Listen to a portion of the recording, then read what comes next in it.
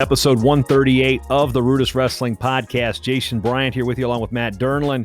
We've got some news coming down the pipe, Matt. We've had two coaching changes, one of which we've talked to Cary Kolat here on this particular podcast. You can go back and listen on episode 137. You got a chance to talk to Cary about his move to the U.S. Naval Academy. And we also had Chris Pendleton, assistant at Arizona State, hired as the new head coach at Oregon State, filling the vacancy that Jim Zaleski, don't really want to say left behind, but the position vacated by Jim Zaleski and having that contract renewed. And then, of course, on Monday, the NCAA announced is actually kind of a loose term.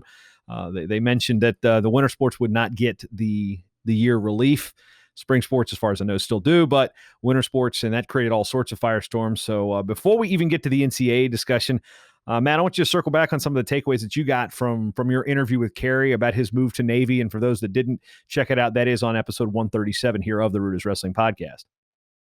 Yeah, so I had the opportunity to talk to Cary yesterday. One, it was a little different interviewing a guy that I actually do a podcast with. So that kind of introduced a different aspect, but it was interesting nonetheless. I think for most people, it was somewhat surprising. I think collectively around the country, people they saw it, but they necessarily didn't understand it. But if you know Cary and you know how he's wired, he's got very strong affinity to the military and any academy specifically, but specifically for Navy.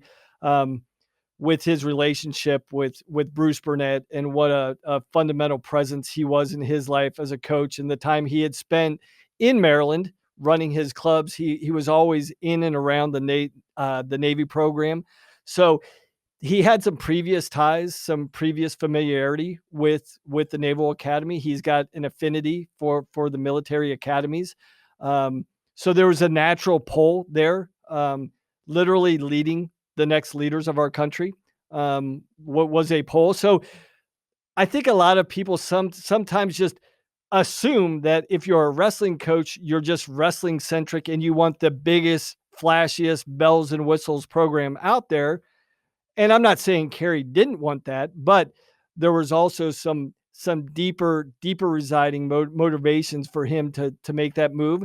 And I think the underlying thing, it simply came down to he wanted change. I think as a lot of people in this sport and in professions, after a certain period of time, when you've invested so much and you think you've maximized everything you've done for a program, naturally you're going to look for new challenges. We're all competitors, even though we're coaches, we're all still seeking competitive challenges. And I think he undertook one of the biggest challenges, when he jumped on board with Campbell 6 years ago, and what he had to navigate and resurrect that program literally from the studs and build it up into a potential top 20 program, which we both anticipated he would be able to achieve this year. But really, I think he was seeking a new challenge, and it was as simple as that. And I think people just question because they naturally assume like Cary's next move would be a quote unquote big time program. And Cary thinks Navy is a big time program. And for all intents and purposes, it's the number one public school in the country. It's got guaranteed 100% job placement, which is always good. So there's other selling points outside of just the wrestling component that appealed to Cary. So it was a fascinating interview. And if you know Cary and you know how he's wired, it wasn't for me that surprising. But yeah, you can go back and listen to it. We had him on yesterday, so that podcast is posted, and you'll get that firsthand perspective from Cary and what his motivations truly were. And now Chris Pendleton, who has been basically talked about on most every major head coaching opening for probably the last 5 years. He spent time as an assistant with Mark Branch at Wyoming. Of course, he had the great career at Oklahoma State, and then spent the last several years on staff at Arizona State with head coach Zeke Jones. And to me, this is a slam dunk hire. He's got that California footprint, so he's from the West Coast, but he's also coached at some, Wyoming is a solid program, but it's not a Power 5 school. Now he's going to a Power 5 school at Oregon State with a good tradition, 23 Pac-8, Pac-10, Pac-12 titles, whichever conference you want to talk about it. Now they're in the Pac-12, of course, but This is something where with those routes going up down the coast of California, a lot of people look at this and go, this was a no-brainer. Yeah, I think, as I was looking at this, I kind of dig in, I think a lot of times when we see wrestling positions being posted, we tend to look at who has the best credentials or who's done what or if as an athlete. And I tend as a former coach to look at the AD first and try and study his background a little bit to see how he's wired and seeing what footprint he's trying to place on an athletic department. And when you look at Oregon State, I believe the AD's been there for 2 years.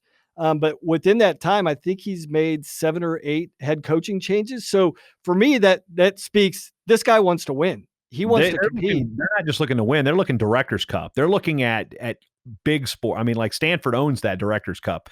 And, what that is for those who are unfamiliar, that's basically a measurement of the points you get for each national championship. And of course, the NCAA sponsors X amount per division.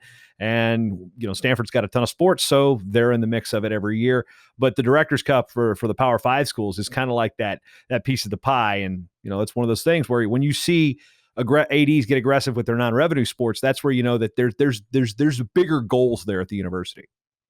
And typically, any AD, he's looking, when he leaves that position, he's looking to leave a legacy in some capacity, whether it's facilities, growing, renovating, building new facilities. Is it really investing in your revenue generating sports, which typically football and basketball, and putting them on the national stage and making that major BCS playoff push in football or making a Final Four run? But when you look at a guy, like you said, like this AD who's made changes and invested in the Olympic sports, he wants departmental success across the board. So, when you look at the Pac-10, Pac-12, and Stanford's dominance in the Collegiate Cup, and what Arizona State has done in the last 3 years, capturing the last 3 Pac-12, Pac-10 titles, I don't think he had to look outside of his conference. He's like, well, look who's dominating the conference currently, and look who's a guy who's got all the pedigree, all the connections to elevate a West Coast program in pretty short order. I think it was a no-brainer, like you said. The only thing, and this is not a slight on Chris, because it's no slight on him. He just doesn't have head coaching experience. So I'm sure they vetted that out. I'm sure any AD who's wearing the decision-making of placing an assistant coach, I'm sure there's specific things that he directly asked Chris to make sure that he was prepared to run a program and understood. But, with Chris's background, not only as a wrestler, but coaching at Oklahoma State, Wyoming, Arizona State, he's got good perspectives from a lot of high-level coaches. So I'm sure, I would be interested. Hopefully we can get him on the show at some point to get his perspective on, what his vision for the Oregon State program is. Yeah, and if you've worked for Zeke Jones, you can work for anybody, and you can especially work for yourself. So, that's one thing that, you get a lot of, what's the word I'm looking for? The word where you offer, I'm a writer. I can't even think about it. The, delegation of duties. Yes. Right. When you work for Zeke, you get a lot of delegation. So that's one thing where Chris has probably had more hands-on being a head coach as an assistant at Arizona State. And that's a benefit. That's not a knock at Zeke. That's a way that, his assistants end up going on other places. But when we look at Oregon State, and when you're this AD, and again, this isn't a dig at Cary because, he was at Campbell, but Campbell beat Oregon State this year. In what universe does a Power 5 school lose to Campbell in nearly any sport? That type of outcome, for example, is probably going to get under this burr under the saddle of the AD there. So, once that result happens, you're like, well, that's, who knows? But that's the type of thing that those type of ADs in Power 5 conferences, don't care who you are. If you're not in a Power 5 school, you shouldn't be losing to mid majors. So that's one thing that I'm sure Chris is one of his charges is going to get the recruits to not one. I don't know how often you're going to be scheduling those teams moving forward. especially in the early going. But your only losses are going to be other Power Fives. So Chris has got a lot of work to do there, though. That's the thing. There's once Ronnie Bresser and Amar Desi graduated, there wasn't a whole lot left. They had a couple qualifiers. The Willits brothers are twins from Colorado. They've both made the show. So Devin Turner was pretty solid this year. But as far as eligibility goes, I got to look up to see who's actually coming back. But he's got some rebuilding to do. So expect again a pretty good jump the first season, then a lull the second, and then he starts building it in. And I think it probably won't really be till year 4 or 5 that we really see his impact. But again, Chris is a guy that's been put in there and known as a real good head coaching candidate for a number of years, and it's good to see him land on his feet. He's always been a really good guy here. He was actually the first in-studio guest here when he was recruiting Lance Bennick, whose high school is about a quarter mile down the road. So he's been somebody that's been on my radar for a long time, and I'm glad to see him get a shot. Yeah, I'm really excited for Chris. The next thing, it'll be interesting to see how he fills out his staff, because that'll be the next statement. I think Oregon State made a really good statement on the national scene about where they expect, not where they hope, where they expect the program to go, right? And a part of that will be who he brings in to fill out his staff. So that'll be interesting over the next couple of weeks. I know there's speculation already talk about there about who will follow him. So that'll be interesting to see how he fills that out, because that's when you really formalize things and start moving things ahead. So right. I'm Matt, sure Matt, with your background, what do you look for as if you've got a head coach, you've had a couple head coaching positions. What did you look for when filling a staff? Number one, I had to just really inventory myself and be honest about where my weaknesses were. As an assistant coach, you get exposed through, depending on the position you're in and the delegation of the head coach, you get exposed to a bunch of different responsibilities. Before I became a head coach, I kind of got exposed to every area. And so I really had to inventory and figure out what my weaknesses were and try and find someone that could complement that to make it a strength. And the next thing is I wanted the best guys. I wanted the best guys, number one, that were loyal to me, that I knew that were going to be in the fight with me no matter what, good and bad, feast and famine. And then the next thing, I just wanted people that bought into my vision, whoever that was. I know when I went to Clarion, I brought Troy Letters with me from Penn State. And then when I went up to Binghamton, I brought Tion Ware with me. And a lot of people on the surface, they were like, oh, you brought this quote unquote big name guy. Yeah, they did have big names and they were really accomplished as athletes, but I knew who they were as people. I knew they were completely loyal to me. I knew they bought in and believed in my philosophy and vision for the program. And so when you've got all those complementary pieces in place, that's how you grow a staff. And, I think sometimes people get short-sighted and just look on the mat pedigree. What have you done on the mat? And you think that that'll naturally translate into an effective coach on every area. But, that's just one component. And as we've talked about so many times, I mean, the recruiting aspect, the fundraising, the admissions, the alumni engagement, all these things. There's so many other things outside of the practice room that are integral to running a high level program. So that's going to be critical.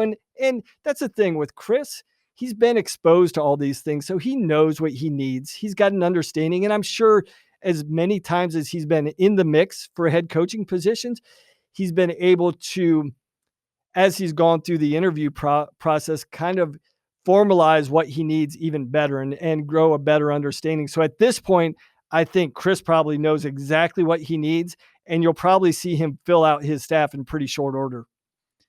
Well, what's not surprising is the number of Oklahoma State graduates that were in the mix here. Zach Esposito was listed as one of the finalists, as was, let's see, I got my notes here, Adam Hall from Boise State, for coaching at NC State, but a Boise State alum from up in Bonners Ferry, so he's from that part of the country. And then Kevin Ward, the head coach at Army West Point, so three of the four finalists were Oklahoma State Cowboys. So John Smith coaching tree of head coaches continues to grow now that Chris has got his job. And, what's that say for ADs looking at, Iowa's got the most alumni that are head wrestling coaches in Division I, then followed by Oklahoma State. So what's it say when you've got guys coming from these type of programs that make them attractive as head coaches? Well, I think as an AD, there's built-in lines of communication, everywhere. I mean, the athletic community is fairly small, and then when you start looking at the wrestling community, it's even smaller there. So when you dig into that, there's all these points of connectivity and all these auxiliary relationships that are built through athletic directors having experience with Okie State grads as coaches and how they are to work with. So obviously, the way John has led his program and the way he's produced these head coaches and the way they interact and engage with their athletic departments has to be pretty good. I mean, they've got to be pretty good on all levels for his coaching tree to continue to expand. And I think that's an important thing, to head coaches as they get later in their careers. Like, what is my lasting legacy? Not just what I did with my program, but beyond that, how did I extend my program into the national community beyond the Okie State border? And, John's done a really, really impressive job. And it's almost, how many head coaches are there now from Okie State? I think it's 9. I think Seth Duckworth from Pistols Firing put out a tweet the other day, said it was 9 head coaches. Off the top of my head, I couldn't reel them off. I can probably reel off a bunch of them, but yeah, 9 apparently is the number. I know Iowa was floating around that for a while. They had 13. I think they're in that 11, 12 range. Probably less now, obviously, since Jimmy Zaleski's not in the picture anymore. But yeah, Iowa's been leading that game for a while, but now 9 for Oklahoma State's pretty impressive. Really impressive. Really impressive. And I want to look at being able for Chris to sell the tradition at at Oregon State. The colors are the same, so he doesn't have to change much of his college wardrobe. But we look at Oregon State's history. This program has been around forever. It's got guys, John Dustin, Ron Finley are both in the Hall of Fame. You've got names that are multiple time champs like Jess Lewis, Greg Strobel, and of course the monstrous Les Gutches, who is monstrous in terms of his now bodybuilding career. Jeez, have you seen that guy lately? But he's a freak of nature. Yeah. He was a freak before, but geez. They've got 12 individual national championships with multiple titles won by Lewis Gutches, Dan Hicks, and Greg Strobel. They're 12th all time in the number of wrestlers that have competed at the NCAA championships. They're 16th in total titles and 16th in total All-Americans. So there is a really good wrestling tradition there. Obviously, losing Oregon as a rival hurt back in 2006 in the battle for those in-state kids, which they were winning most of. But now there's a new era here that's got to begin. And Chris there's really, really good wrestlers in Oregon, and they're very, very versed in the freestyle and Greco-Roman. So that's one thing, that there's a pretty good talent pool. And there's a pretty good pool of D1s to pull in from nearby Washington. So that's really the right guy that can hit those names. And Chris is still not that far out of college, that these high school coaches that will remember him, they can talk about watching Chris Pendleton beat Ben Askren. I think that's a big selling point, as popular as Ben is amongst the kids these days. Yeah, here's a guy that beat him like 6 out of 7 times or something like that. So you can talk to the kids. He's got a great personality. But again, that tradition, that's something you want to be able to sell to bring Oregon State back. They've won trophies. They've been, top 5 in the country in the past. They've had really good dual meet teams. They've known to get big crowds. Heck, they got a great PA announcer too. So these are things that are good selling points for the kids in the program. And that's one thing that the history isn't lost on Oregon State. Proud tradition, as I said, 23 Pac-12 championships. And that's something I think Chris can sell to the older coaches. He can sell, his reputation as a competitor to the younger coaches. And then he's still, he's 38 years old. So he's still young enough to roll around on the mat. I mean, he was sitting there still competing at the Olympic trials not that long ago. So he's a guy that still has it in terms of being able to get his hands on kids and show, watch this. So these are all things that I think are great selling points for Oregon State moving forward. Yeah, without a doubt. I mean, when you look at Oregon State, it checks all the boxes. When you're looking at, all right, is this athletic department, is this institution built in ready to develop a high-end program? It is. Now let's give him some time, right? Because the natural progression is to jump to say, oh, Oregon State should be a top 10 team. Yes, it can be. It can be, and it will be, but give it some time. You just don't snap your fingers just because a new head coach jumps in. Don't expect Oregon State to be banging down the door. Fans love to say, this team should be top 10 every year. Well, who are you going to bump out of that top 10? Who are you going to bump out of that top 5? You going to bump Cornell out? Really? Bump Minnesota? Iowa? I mean, Oklahoma State, you gonna bump these guys out? Oh, well, you're gonna bump Penn State out there. You're gonna bump all these teams out that are perennially, that's a word, not a very good word, but perennially, it's like, plants. Are you going to bump them out of the top 10? No, it takes a while to unseat a traditional top 10 team. Oregon State has been there. So as a program, it's not going to be uncharted territory. Matter of fact, some of these alumni, they expect it because they've been there, done that. They want to do it again. So those are some things that it's not like trying to do it at Campbell, which was, Cary's trying to break into the top 20 for the first time there. Top 20, you can be top 20 every year. That's fine. Who pays attention? You're winning trophies, you're top 5, you're top 4, taking home a trophy, you're top 10. You're on that second scroll at the NCAA championships. That's where you want to be. So, we're a top 10 program. That's a lot easier to do, but it's to say, but there's programs, I get the right recruits out. They should be top 10. They should be top 10. You hear that about everything. But again, this is a legit program that has that history, has that the pedigree to really make that happen. So let's see how long it takes Chris to make that happen.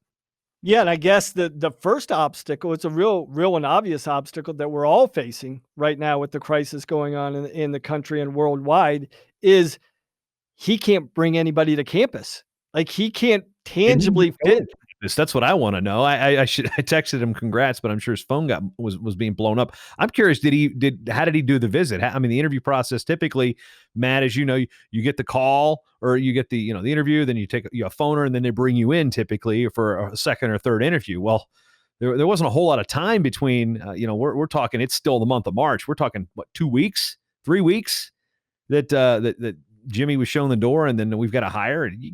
I mean, I don't know if Chris even made it on campus, but I'm sure he's been there. But I'm sorry, JB. Go ahead. No, but I'm saying, did he hire? I mean, he's seen the campus, but I'm saying, did they make the hire sight unseen, essentially? Yeah, I'm sure Chris is doing his due diligence, and the administration was doing their due diligence about finding and vetting Chris, and Chris finding out and vetting Oregon State as much as he possibly can, but without physically or tangibly being on campus and learning what the campus community is really about, because each institution is slightly different. Even though you reside in the same athletic conference, each institution is wired just a little bit different and has its own personality and own characteristics. And until you actually get there and, embrace what this new culture is, there will be probably a challenge. And so how Chris navigates that, and who knows when and if the likelihood of starting to get kids onto campus, because that's the biggest selling point. You can talk to kids, but most kids, most parents, they want to kick the tires. You can't just sell a vision over the phone. You really want to see what this experience is going to look like on a daily and a yearly basis. So that's going to be, I'm sure they're trying to figure that out. And I don't know if you put together interactive presentations that you present to recruits, but I know what he's going to have to do is get pretty creative in his recruiting efforts over the next couple of months before he can probably realistically expect to bring anybody on campus. Yeah, that's a good point. And that's also an interesting segue into our next topic, which is the fact that nobody's coming on campus. There was no championships in, I don't know how many sports, but we have like 13, 14 championships that were not competed. It wasn't just wrestling. We're talking across all, that's just Division I. We got all these situations arising, and Monday again, the announcement, again, we're almost not announcement, that winter sports would not be granted an extra year of eligibility. And it immediately set off, as you might expect, a social media firestorm, everybody from athletes to coaches to media. I know that there were some columns in major wrestling publications and major newspapers that cover wrestling pretty good, for example, like the Des Moines Register, about why they believe that the athletes should get the extra year. And, we heard a lot of things about right thing to do. And ultimately, it was a decision that was made that impacted pretty much everybody in the negative. And the problem here is we're dealing with an organization that is the NCAA. And full disclosure, I do receive a check from the NCAA for announcing 2 of their national championships each year. I am not on their payroll annually, but I will just throwing that out there just to make sure I'm coming from and where my position is not necessarily protection or taking their side. But I do have to play devil's advocate a little bit, because the only time I see things happen where one sport gets to do something that another doesn't is maybe college football, because they have their own playoff system, which isn't an NCAA sport. Then they have this red shirt situation with the four games, and then they still get to keep a red shirt. I'd love to see those type of things applied to all sports, but in large, these championships, especially the non-revenue championships, there's basically the same policies are in place. So you're not going to say, well, this sport gets to do this, while this sport doesn't get to do that, and you're not going to get a lot of that from the NCAA. So the decision they had to make was a blanket one for the winter sports. And as much as we hate to say it, it's the one decision I think everybody hates the most. But those of us that look at things, and I'm not saying I'm in this group, but I'm saying those of us, whoever, that look at the finances behind having to redo. Let's see, here's all the sports championships that were impacted. Of course, we had Division I, Division II, and Division III wrestling. We had men's and women's indoor track and field, all divisions. Men's and women's basketball, moneymaker. All three divisions there. Men's and women's ice hockey, Division I and Division III, because there is no Division II ice hockey. Men's and women's gymnastics, men's and women's skiing, men's and women's Division I, Division II, Division III swimming and diving, rifle, fencing, and bowling. Apply a universal eligibility standard to every single one of those sports and see how it gets treated equally. So that was the problem I think that they did, and I think they, in such a short time, they could not probably vet all of those sports and every nuance within Division I, Division II, and Division III with those sports. And they just said, you know what? This is going to hurt the most, but it also makes the most financial sense. It also makes the most financial sense for the NCAA. And I think it makes the most financial sense for the individual schools, because we talked a little bit about will programs be dormant? What's the, my real issue here is, what's the collateral damage going to be if we say, yeah, give everybody a year? Do we see schools struggle to fund those things? I mean, is it pay your own way? Well, some schools have extra scholarship money. Some schools it's $65,000 a year. Some schools it's 20. So there's so many nuances, and we create a more division of the haves and have-nots. So I realize I've kind of put my opinion into that opener there, Matt, but it sucks. I feel horrible for all of these athletes, and I don't want to say this was the right decision, because I don't feel there's justice in this decision. But being logical and being aware of the way college finance, we've already lost one school. McMurray College closed up shop. They were in financial trouble anyway, but this was the death knell for them. And with it went a men's and women's wrestling program. So let's just worry about the collateral damage here if we're trying to fund all these extra years for people too. So that's my little opening soapbox on it's not really an opinion on the matter. It's just things to consider when trying to come up with options for this. No, I think you laid that out very well, JB. Everybody can agree on an emotional level, we feel gutted for these athletes. You know, I've seen online all day and seen on social media all day about these tributes to these seniors, these outgoing seniors, and the impact that they made on their programs and the opportunity to finish their career in the way and the fashion that they wanted to. So emotionally, everybody's on board. We know emotionally we wanted these kids to have the opportunity to compete for their national championships on every sport, not just wrestling, on every sport. I feel for these student athletes. But when you step back and you look at the financial realities, the institutional realities, the education eligibility realities, and all the moving parts and the different situations, both financially and such, for every one of the NCAA Division I, II, and III institutions, like, how do you navigate through that? It's just too much. Especially, you know, we said it, unfortunately, we kind of called this a couple of weeks ago. You know, in the emotion of the moment, we both stepped back and we looked at this situation practically about how the NCAA, how the administrators would start looking at this. We kind of already had the feeling of where this decision would go. So yeah, I mean, and then to your point, JB, I don't think people recognize like how many institutions of higher education are on financially shaky ground. I can tell you, when I was at Clarion, the whole PSAC system, and this is 5-6 years ago. Yeah, Cheney State bailed out of the NCAA, right? I mean, they're HBCU, but they remember the PSAC. They're not. They dropped out of the NCAA. They cut a bunch of. So I mean, you just look at the Pennsylvania state schools, and they've all been under financial duress for the last 5-6 years.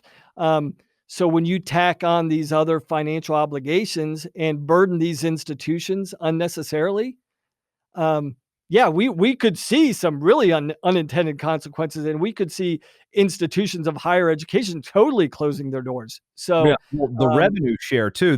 We don't have a men's basketball championship and the TV rights that accompany that. We lose. We lose the Frozen Four makes money. Men's basketball makes money. That we've got, in the like I said, in the spring we got the College World Series and lacrosse. Those events, those are 4 championships that make money. So. We lose three. We got the Frozen Four, men's basketball and wrestling. They make the NCAA money. So these revenue shares, these revenues are not going to get back to the schools. And how much money they lose on students not showing up, and all the extra money from whether it be the school library, buying your pennants and your the textbooks, which is a complete racket anyway. Matt, I once bought a $75 textbook for a 6-week class and got $18 back for it. Anyway, that's another 25 years ago, even with the cost of inflation. But there are all these revenue streams for these colleges aren't there. And then if they have to pick up the tab for an extra year on some of these people that they've already had their school budget for, again, I worry about the collateral damage of these. What we want to see in a perfect world. I think we all want. Okay, everybody gets the extra year. Boom, we go.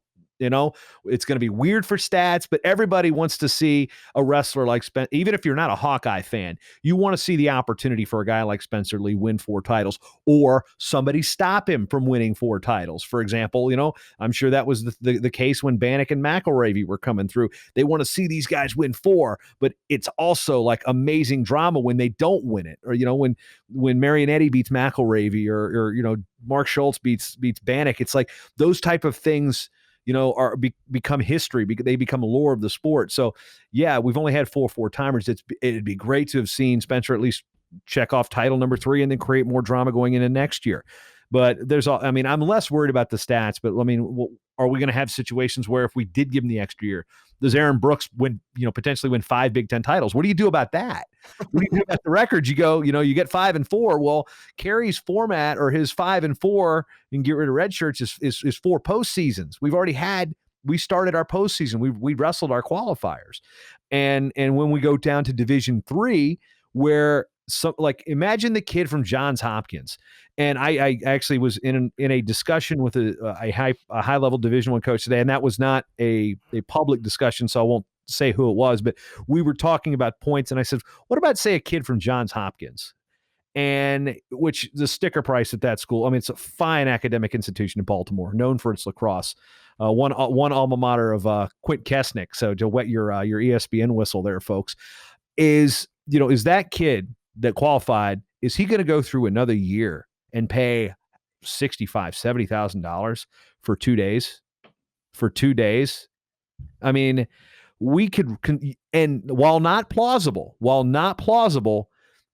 possible, statistically possible, you could wrestle the Division II and Division III regional championships again, and you could get a completely different 180 wrestlers. Well, again, not likely, but the statistics do actually say it could happen in the most extreme circumstances.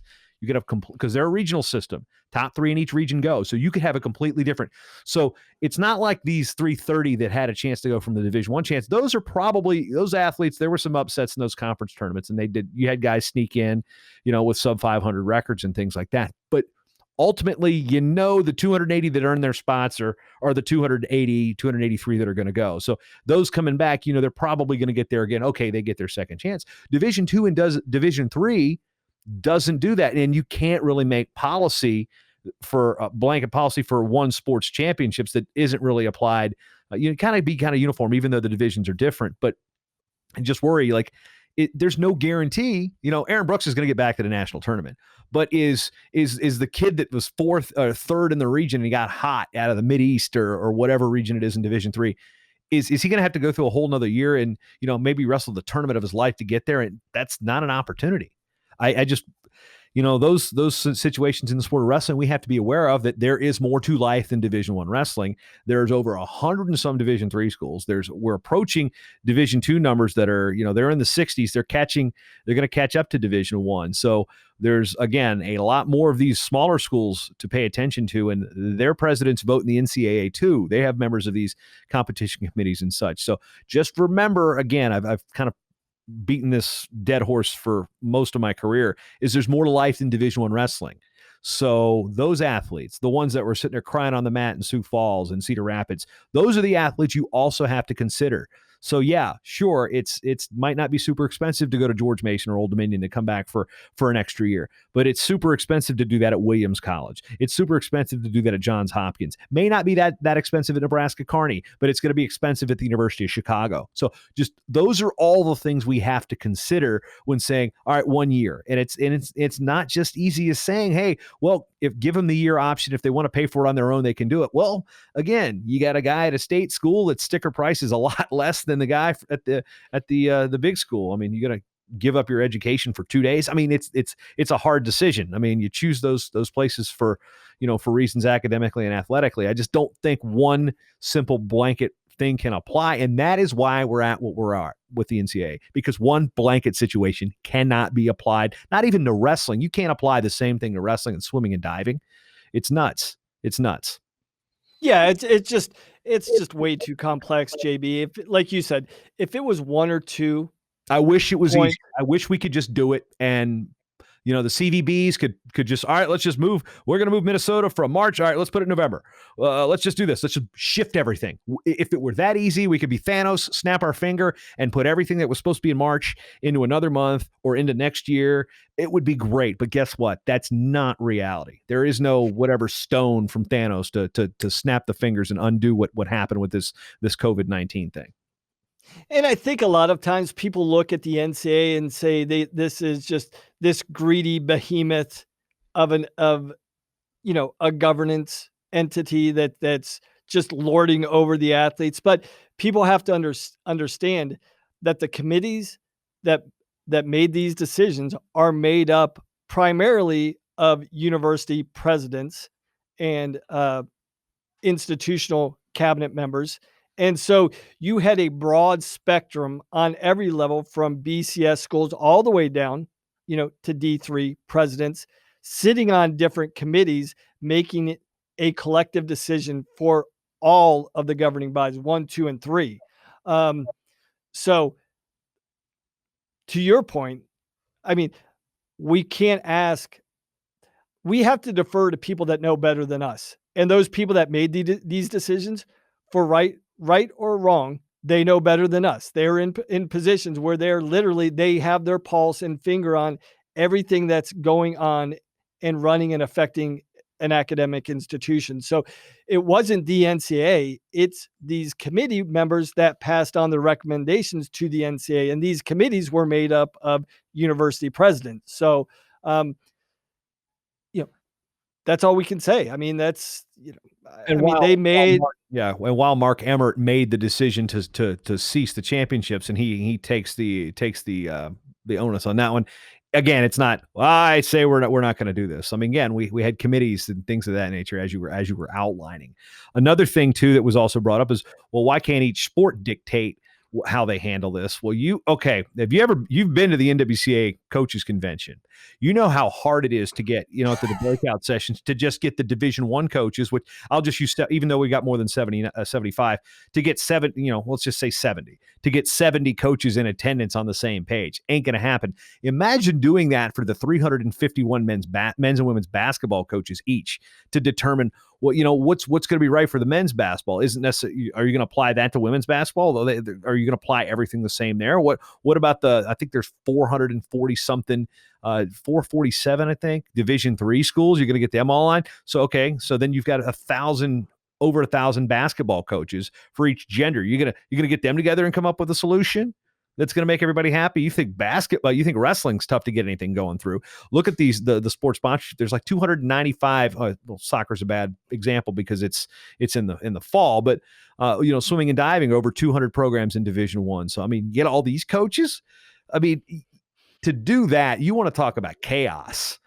it's put it on the sports to decide, and then No. say okay, well, then you would really have a situation that's like, well, look at wrestling did, and look at what, well, because basketball is always kind of the whipping boy amongst the fans of non-revenue sports. Like, well, basketball gets what they want. Well, they bring in a crap ton more money than we do, so they move the needle too. So, I mean, if we want individual sports, we can do great things individually, but to try to get all these member sports to try to, if they were to try to police themselves and come up with a solution now, well, maybe there is something that comes down the pipe, and maybe we learn from this. We get a contingency plan in place, because I guarantee you the next time there's a global pandemic and this thing comes down the pipe and we have to make a decision, there's probably going to be plans in place, because I don't think anybody wants to cancel another season in any of these sports. No. So thankfully we can create, I mean, this sucks. It's the hardest way to learn a lesson, but again, we've got to make sure that,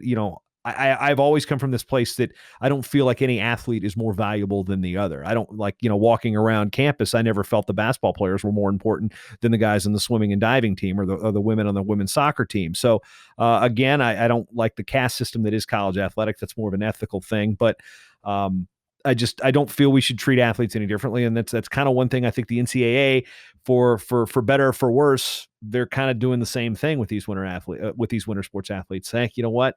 Yes, they're treating them differently than the spring sports athletes, but I'm sure they're looking at the numbers, the percentages of the season that were completed. At more than half of our wrestlers' seasons were 100% complete.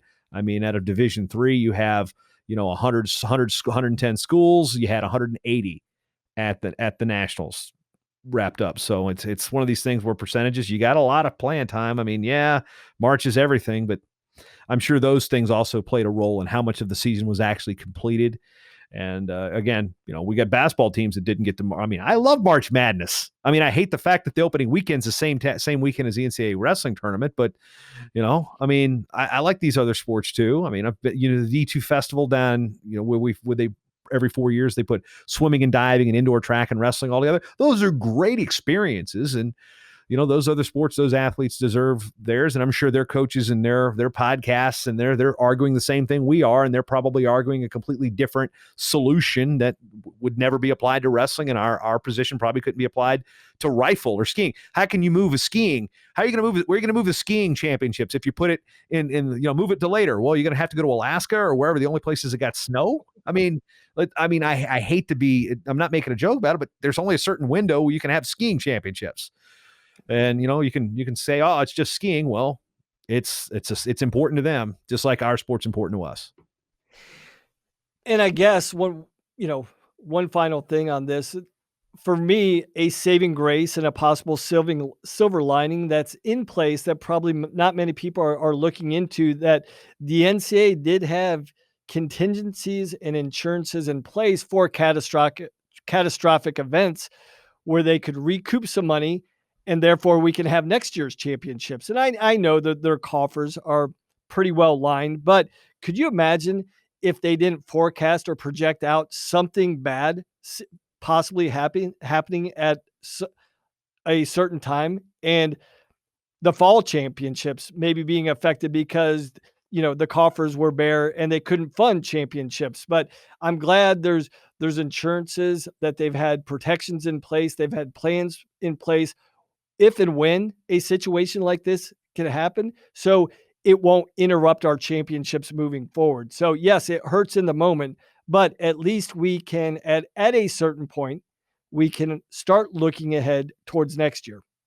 I know. And again, I mean, I'm sure there's going to be some people that disagree with the what ifs, and sounds like I'm not making excuses. I'm just bringing things up that you have to consider. I mean, just these are things you have to be aware of, because again, I feel like the athlete at Williams College is just as important to the sport of wrestling as Aaron Brooks is. Aaron Brooks has got a lot more fans, and he might be more exciting to watch, but they're still a qualifier for the sport of wrestling. They're wrestling for the same thing. They have the same goals and dreams in mind. Okay. So those are the type of athletes we also need to be respectful of too. It's not just, we lose Spencer Lee winning 4. Well, we lose the opportunity for the guy from the Coast Guard who was undefeated to win a national title. So we lose that type of moment too. I mean, we lose John Boyle from Western New England having a chance to repeat. We lose Pat Pecora a chance to win a national championship as a coach after setting, the lifetime record record for dual meet wins. So we lost a lot that was outside of Division I realm, and I'm sure every single athlete there, once everybody's going to want them back. Not everybody. I think some people have said, no, I'm not going to come back. Some people have already signed endorsement deals. And then, we've talked about the Ivies and the service academies, and there's going to be some people. And the question is if the seniors or everybody was granted the opportunity to come back, I mean, there's like 90 something seniors, I think was the number, give or take. How many of them would come back, Matt? I would say probably more than half, but maybe some of them that were already All-Americans are like, all right, I got stuff lined up. I'm out of here. I mean, the Drexel kids have awesome co-ops ready to go for their, their year. I mean, there's so many different things that each institution has. I mean, Merchant Marine Academy guys, they're going out to sea. So, I mean, what's going to happen? So many moving parts. And again, with a blanket eligibility thing, the devil would be in the details. And that's one thing that I'd gone back and forth with the coach about. And I don't think there's a right answer. I just know that there's was this the right answer? I don't know, but it was the most painful one. It was probably the most logical, as much as, again, we hate it. I hate the outcome. I hate it, but we have to freaking deal with it, basically. Yes, unfortunately, it was the right decision. As painful as it is, I'm not going to go far saying it was right. I'm just saying it was the most logical. Doesn't necessarily. Well, it was. I think it was necessary. I think when you talk about the realities, the real realities, and the fallout that would have taken place if they moved to restore eligibility, yeah, there would have been a percentage affected and satisfied with the outcome, but the residual fallout and the, like I said, the collateral damage is collateral damage. Yeah. There's negative implications that we haven't even thought about. Yes. There's not even rules we know how to exploit yet because it hasn't been there. Because somebody would try to exploit the situation because that's what we do.